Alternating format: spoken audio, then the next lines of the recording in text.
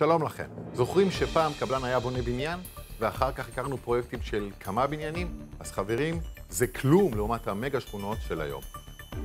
עופר, המגה שכונות של אלפי יחידות דיור, הם פתרון למצוקת הדיור בעיניך? שאל את שר השיכון שלנו, יואב גלנט. מדובר על המוטו החדש של ממשלת ישראל שקוראים לה תכנן ובנה. בעצם מדינת ישראל הוציאה קול קורא בעולם לחברות זרות בינלאומיות לבוא ולהתחבר עם קבלנים גדולים בישראל, אני מעריך שאין יותר מ10 כאלה, ולבנות בעצם 1,000 דירות ויותר מגה שכונות, וכך לפתור את מצוקת הדיור. תודה עופר. עופר, תצטרף אליי ותצטרפו אליי גם אתם. נצא לבדוק עבורכם קבלן ישראלי שבונה מגה שכונה.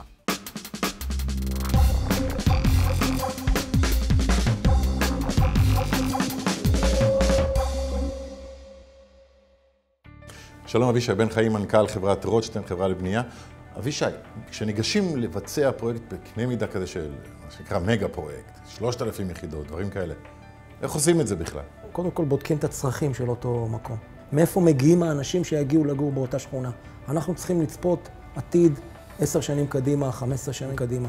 ולפי זה אנחנו ממפים את כל הצרכים, מאפיינים את השכונה שאמורה לקום, ואז אנחנו מחליטים על התכנון שאמור להיות מתאים לאותה שכונה. משפחה שקונה דירה בשבילה זה עולם ומלואו. אתם בונים 3,000 כאלה. איך אתם יכולים לבנות לכל צורך של כל אחד ולתת להם את הליווי האישי שכולם מדברים עליו? לא בונים 3,000 יחידות במכה, אין דבר כזה. אנחנו בונים כל הזמן כמות קורטה מסוימת שאנחנו יודעים לטפל, מגיעים לפרט, לדייר, כל דייר מקבל תשומת לב מרבית, אבל הרווח העצום פה, שיש פה מבט של כל השכונה, מאלף ועד תף, וזה יתרון עצום. מה הם היתרונות המרכזיים בעיניך בלקנות דירה במגה פרויקט? אני חושב שהיתרון המרכזי שדייר יודע איפה הוא אמור לגור, והוא רואה את הכל מאלף ועד תף, זה יתרון עצום. מה זאת אומרת? אתה רואה בדיוק איפה הבניין ממוקם, אתה רואה את כל הפיתוח, אתה רואה איפה בתי הספר והגנים יהיו, אתה רואה טיפת חלב, אתה רואה מרפאות, אתה רואה את הכל. ברגע שאתה רואה את הכל, לא יהיו לך הפתעות.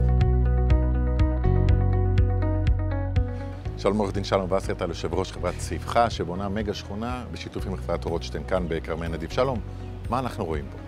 אנחנו בונים פה סדר גודל כ-3,200 יחידות דיור, לרבות שטחי מסחר, שהם סדר גודל של כ-30,000 מסחר ותעסוקה, לחינוך וכיוצא באלה, כל מה שעיר צריכה.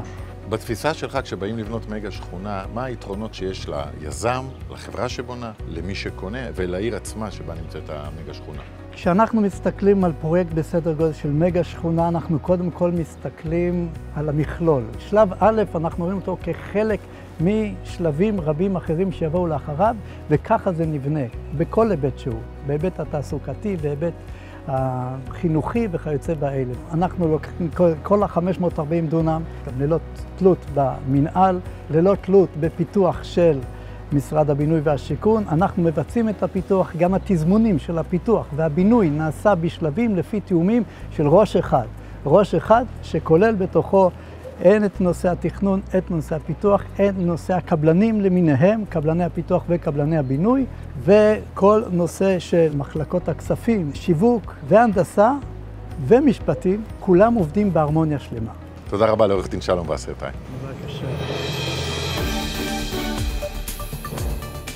עופר, מילה שלך לסיכום. אני חושב שיש מקום בהחלט למגה שכונות, ואתה רואה את זה באמת במקומות שונים בשולי הערים, שקמו בעצם מיני ערים שמצליחות. אבל צריך לזכור יחד עם זה שיש גם מקום לקבלנים קטנים ולבנייה של דירות בודדות, כי אתה יודע, לא בכל מקום יש מקום למגה שכונה. תודה עופר, תודה לכם. עד כאן מגה שכונות, אנחנו מדריך הנדל"ן, הכל כאן.